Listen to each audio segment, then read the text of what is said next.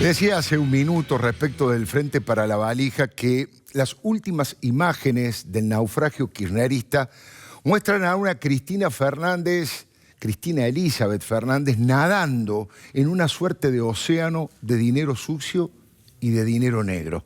Fíjese que Cristina y Néstor soñaron con quedar en la historia como los herederos de Perón y de Evita, y sin embargo van a quedar instalados en la memoria colectiva como un matrimonio que no tuvo límites, que no tuvo escrúpulos, que no tuvo estómago. Van a quedar grabados con la imagen del éxtasis casi de goce sexual de Néstor Kirchner abrazando una caja de seguridad y de Cristina Fernández de Kirchner tratando de justificar lo injustificable entre bóvedas y entre valijas. Y repito lo que comentábamos recién con Diego y con Fernando Carnota. La verdad que he seguido muy de cerca todo lo que se ha dicho, todo lo que se ha mostrado. He tratado de averiguar por mi cuenta también lo que tiene que ver con las bóvedas, o si son futuras tumbas, como dicen algunos representantes de la Iglesia.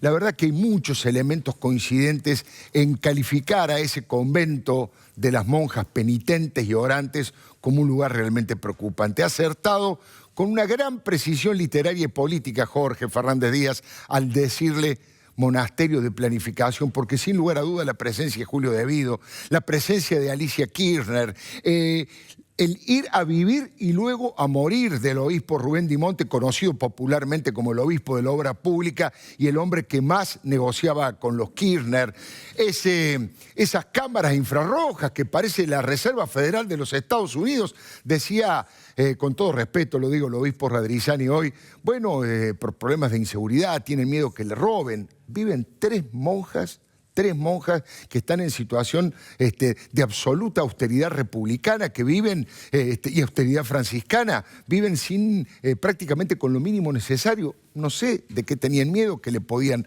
robar en el lugar. Así que Cristina finalmente termina asociada a esta imagen. Aunque la verdad, las bóvedas debajo del altar funcionan como una metáfora, yo diría, de todo el kirchnerismo. Porque si ha habido un Dios para los Kirchner, ha sido el dinero. Es lo único que los ha motivado, es lo único ante lo que se inclinaban y eran capaces de arrodillarse frente al dinero para contarlo físicamente, para mantenerlo en billete al contado, contante y sonante como le gustaba a Néstor Kirchner. Es la verdad. Es una suerte de bulimia por el poder y por el dinero que supera toda ideología, que tiene que ver con una enfermedad, con esa voracidad, insisto, sin límites, con esa codicia que los ha hecho famosos mundialmente. De hecho, yo le llamo el matrimonio más delictivo de la historia política de la Argentina porque no hay antecedentes de la dimensión, de la profundidad y de la extensión de la corrupción y además, disculpe usted, de las formas creativas para el mal, de las formas creativas para robar y para ocultar y para encerrar desde aquellos fondos de Santa Cruz, los tristemente célebres fondos de Santa Cruz hasta ahora, todo el tiempo robando. Una verdadera asociación ilícita para delinquir y para saquear al Estado sin límites. No, bueno, vamos a robar esto solamente para hacer política, como dijo en su momento Néstor Kirchner, y la propia Cristina lo reconoció. No, no, no, es el robo permanente. En los 70 era la revolución permanente, la guerra popular y prolongada. Acá es el choreo permanente y también el robo popular y prolongado.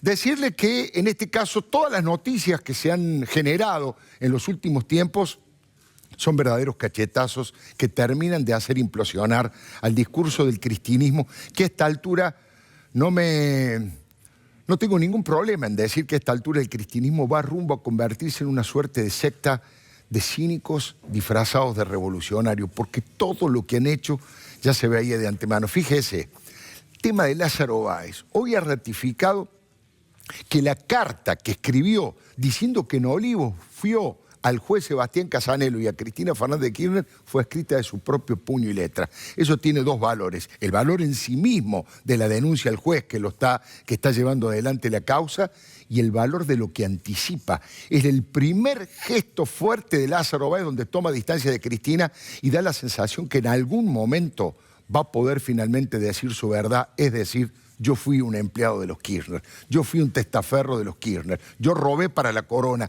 yo trabajé para ello y no me puedo comer la cárcel yo solo, creyéndose todo el mundo que esas estancias, que esas propiedades, que esos territorios son solamente míos y los Kirchner no tienen nada que ver. Esta mañana, en Radio Mitre, Luis Miguel Echeverri, el titular de la Sociedad Rural, decía que con 500.000 hectáreas, Lázaro Báez es el principal terrateniente de la Argentina, y pensar que acusaban de oligarcas y de terratenientes a la gente del campo durante el conflicto de la 125. Eso es con Lázaro, pero el caso de José López, por donde se lo mire, es patético por donde usted quiera mirarlo. Le digo, se ha negado a declarar diciendo que no se siente en condiciones, que no está bien de salud. Esa persona era la persona que recaudaba y que llevaba el dinero hacia arriba y que por supuesto se guardaba también para él, y también lo demuestran sus propiedades y la forma realmente vergonzosa, curiosa e insólita con la que intentó hacer ese nuevo deporte que es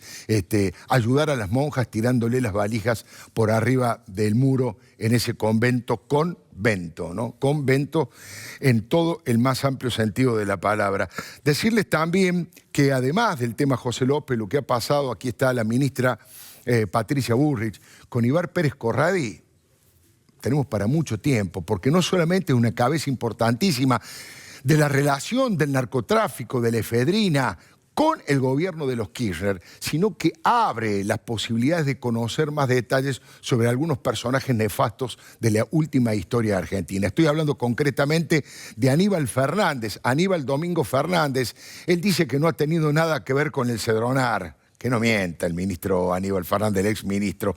Él fue, junto con algunos personajes nefastos de la CIDE, una suerte de interventor en el Cedronar. Lo corrieron del medio a José Ramón Granero y se pusieron ellos a hacer esos negocios monumentales con el tema de la efedrina. Por lo tanto, Aníbal debería estar muy preocupado, no solamente filmando a quien hoy o ayer lo escrachó en el avión de British Airways yéndose a Londres, sino que debería estar preocupado porque hoy, instantes, en Radio La Red, el propio Martín Lanata desde la cárcel definió a Aníbal Fernández no solo como la morsa, dijo que es un asesino y un narco. Palabras de Martín Lanata, por supuesto.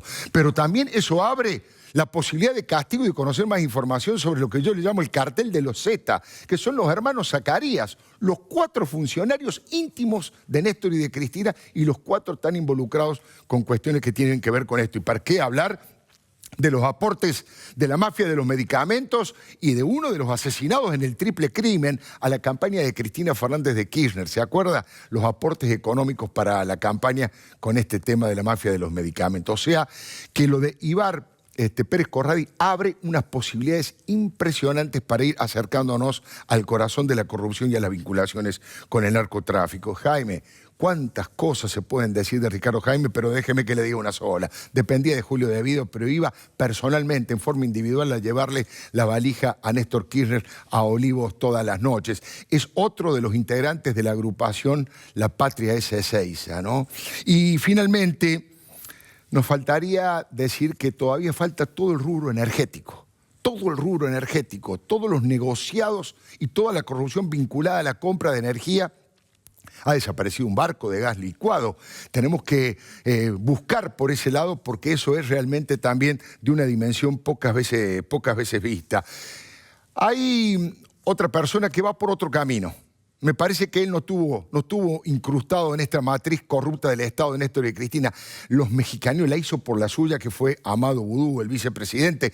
No solo en las coimas que cobró del gobernador feudal Gindo Infran de Formosa, sino también lo que tiene que ver con el intento de apropiarse de la máquina de hacer billete. Va por otra ruta, Amado Vudú, pero los caminos conducen a Ezeiza, al mismo lugar.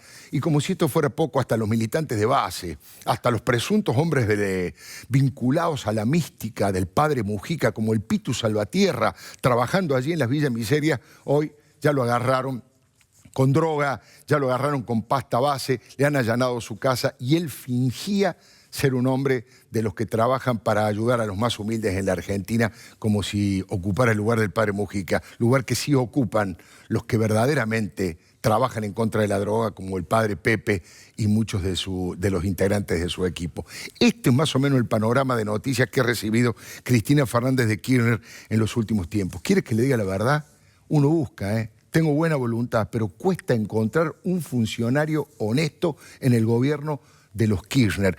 Cuesta encontrar un área de gobierno que no hayan prostituido con su dinero sucio y con su dinero fácil. Es difícil encontrar una situación así. Por eso, todo lo que Horacio Berbisky está haciendo como jefe de inteligencia y de impunidad de Cristina Fernández de Kirchner parece poco inteligente. Decir que esto es corrupción circunstancial, decir que es un caso o dos aislado, es realmente desconocer la profundidad de la matriz corrupta del Estado. A esta altura creo que Martín Caparrós tiene razón cuando dice que el kirchnerismo es lo peor que le pasó a la izquierda después de la dictadura militar. Pero a esta altura creo que una gran mayoría de los argentinos también tienen razón en creer que los Kirchner fue lo peor que nos pasó a todos los argentinos. Una mezcla de corrupción sin fondo, de patoterismo de Estado y autoritarismo es una situación que no habíamos vivido en todo el tiempo desde 1983 a la fecha. Por suerte, esto empieza a tocar a su fin. Empieza una nueva etapa en la Argentina. Se abre la verdad. Espero que los ciudadanos, la justicia y el gobierno estemos a la altura de la historia. Le doy mi palabra.